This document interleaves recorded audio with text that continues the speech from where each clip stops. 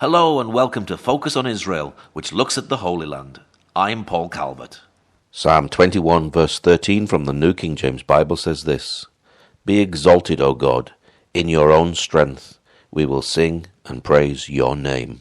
I'm with David Collier, an anti-Semitism researcher from the UK. Now, David, the Arch Bishop of Canterbury has just recently visited Israel. Was that a good thing? So was the actual visit or was the intention? I mean, look, it's wonderful when people come and visit Israel, because when people come and visit Israel, it gives them an opportunity to see the truth and to tell the truth. So in theory, I have to answer yes, her coming should have been a good thing. And who did she actually meet on this trip? Well, this is it. I mean, she spent 5 days. She was in Berzeit, in Bethlehem, in East Jerusalem. She also visited Nazareth. And for the most part, it does seem she was with other Christian leaders, religious figures. My issue is that she also met people who appear to be PFLP activists. Now, the PFLP, it's a proscribed terror group in the US, in the EU, in Canada. And I mean, their classic plane hijackings is part of their history. They're still part of the violent resistance. They took part in the October the 7th atrocities. People who align with the PFLP align with violence. Now, she met a couple of people who she presented. One she named, the other she didn't, but I managed to track her down. And both of these girls, young women, have histories of PFLP affiliation. One of them, the second one, her father was in jail for 21 years as a PFLP terrorist who took bombs into Jerusalem. Why is the Archbishop meeting people like this? Yeah, another person that she met was Layan Nasser, and I've seen her picture on Facebook, and it's been presented. This Palestinian Christian has been arrested, and why has she been arrested? Who is she? Well, again, she's somebody who was. Firstly, there are only about 42,000 Palestinian Christians left, right, in under PA areas. Like much of the Middle East and Africa, Christians are under intense pressure, most of it driven by obviously the Islamist strangulation of their societies. So the numbers are very small, and because Palestinians, it's a clan-based society, most people that are there who come from important clans or clans with a strong political history are known faces. It's not, you imagine people talking about massive societies of millions of people and randomly coming across somebody. Whoever put these people in the room with the Archbishop knew exactly who they were. The one you mentioned, I think it's her uncle or grandfather, was a leading member. He was a spokesperson for the PLO. These are clans that would have been known. And it also has to be remembered, because of the terrorist groups and the way the spectrum works, where we have Islamic Jihad and Hamas, obviously, on the Islamist side of things. And we have Fatah on the nationalist, more secular, but also Muslim side of things. The PFLP famously was created by a Christian. And this allows extremist Christian fundamentalists effectively an avenue to stand alongside the Islamist extremists. It's part of the network of resistance. Most Christians would have nothing to do with them.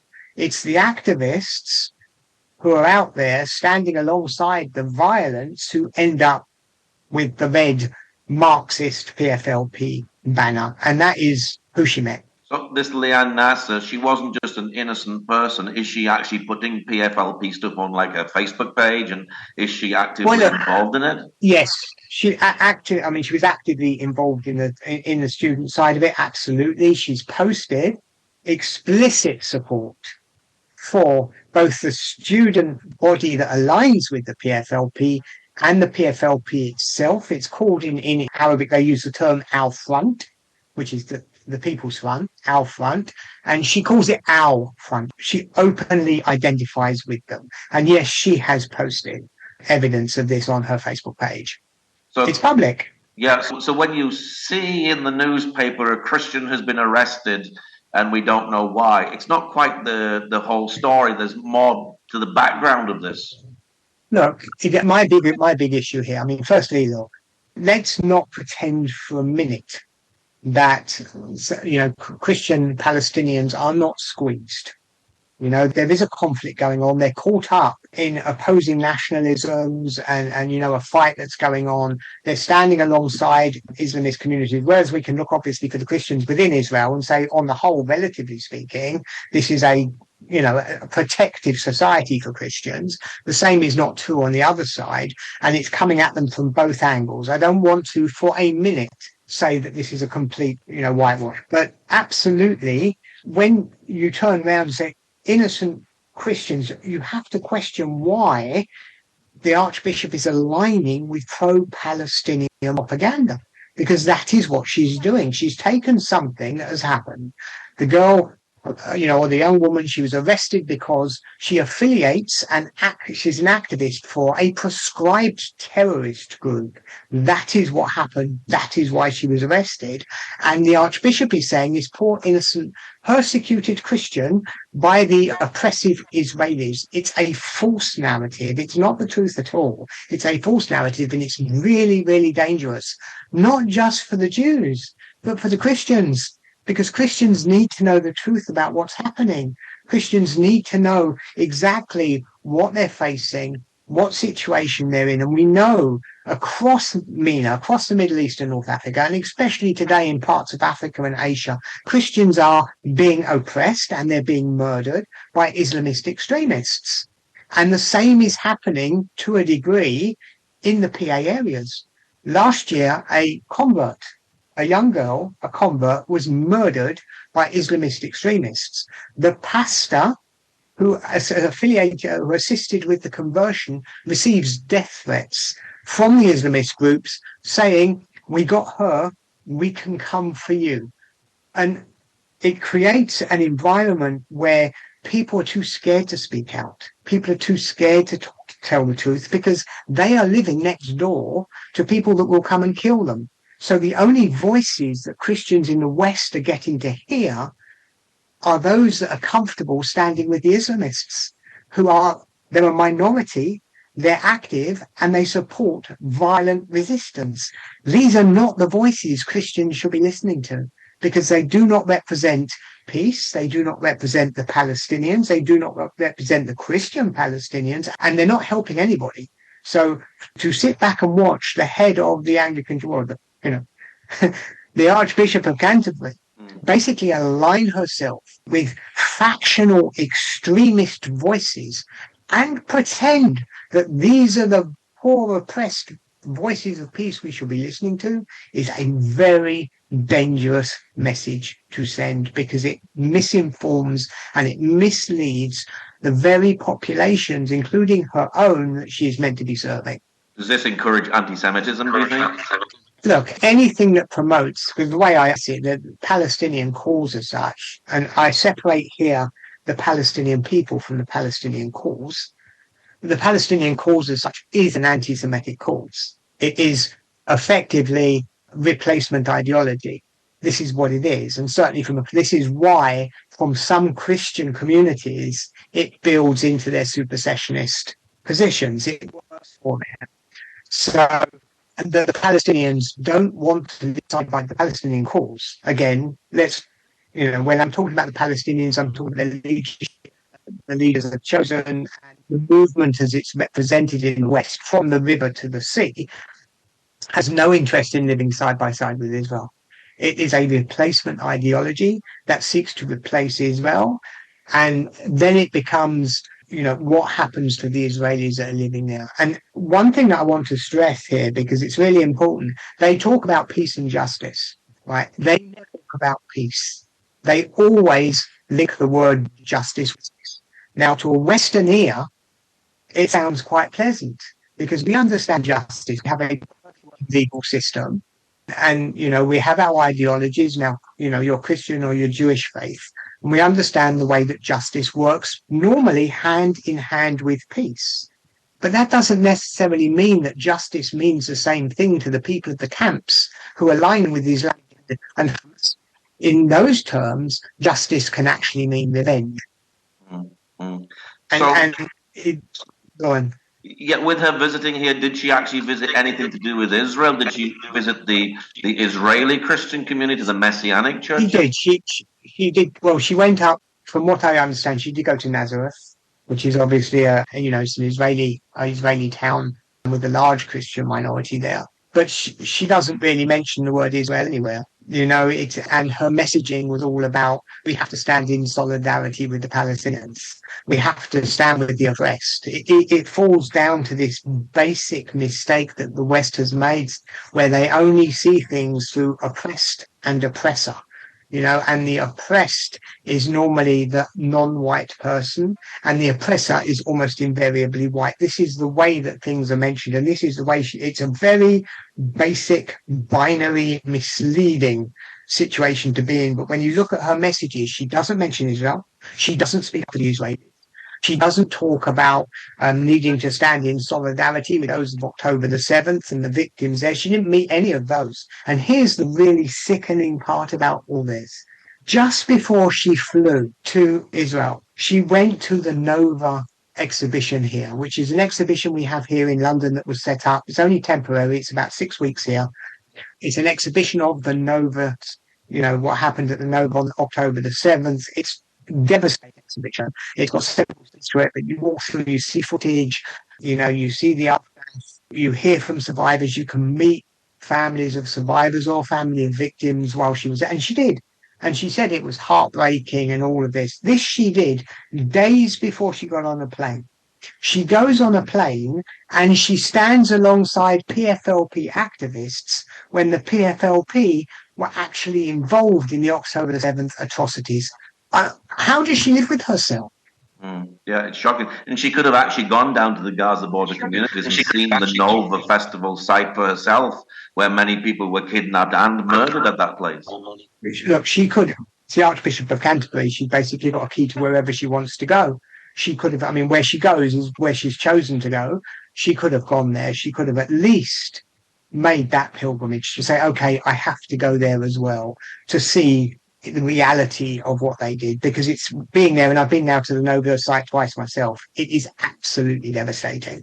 She could have done any of it. She chose not to. She chose to take the very progressive, modern Anglican, which we're seeing more and more, this narrative that's coming out that's almost anti-Israel. You start seeing the BDS things turning up in some churches, which is an absolute disgrace. It really is.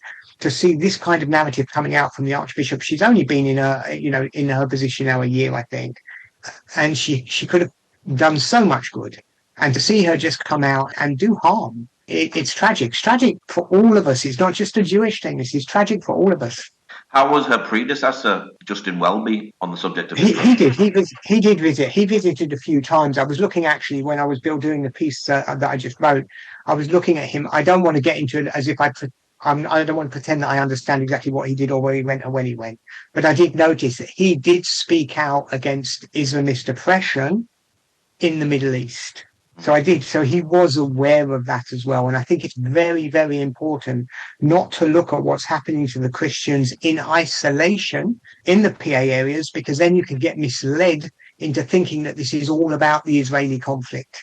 It isn't. This is also about the Islamist suffocation of the Christian communities in the Middle East. Now, the Bible talks about in the book of Genesis, I will give you this land as an eternal covenant. And many Christians agree with that and believe that and would call themselves Zionists. But now that seems to be a bit of a dirty word. Now a Zionist is it's sort of, you can be anti-Zionist, but you can't be anti-Semitic. Do you think that the Anglican Church and the Archbishop of Canterbury has gone down replacement theology, saying the church has now replaced Israel? Because this is a big problem in the church today. Well, yeah, this is it. This is why I was talking about supersessionism. Yes, I think it makes it a lot easier for them. Firstly, I totally oppose the idea that anti-Zionism and anti-Semitism are different things. I think what's happened, anti-Zionism was a historical reality. As part of the discussion that took place within the Jewish community prior to the creation and establishment of the State of Israel.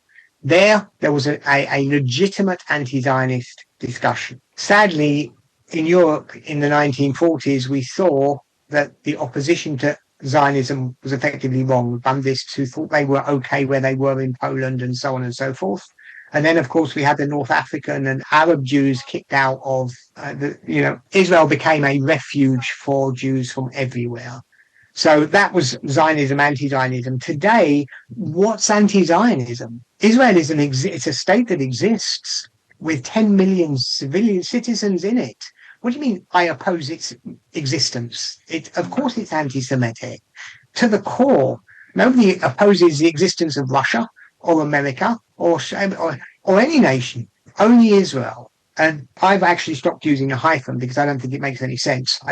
Anti-Zionism is anti-Semitism, and the church has sadly, some of it, swallowed these anti-Zionist narratives because it helps facilitate an anti-Semitism that they have carried for thousands of years. It works together well. And yes, it is replacement ideology, not exclusively, but this idea that the Christians have replaced the Jews as the chosen people. The New Testament has replaced the Old Testament as the Testament. These kind of things that play into it, it all helps.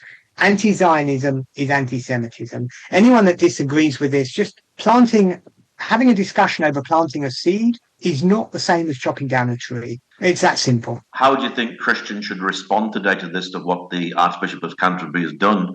Should they be contacting her? How should they respond? They need to protest. They need to get her. She's relatively new, and I would hope that it was naivety and innocence and a lack of understanding, because I don't believe her own people knew exactly who she was meeting.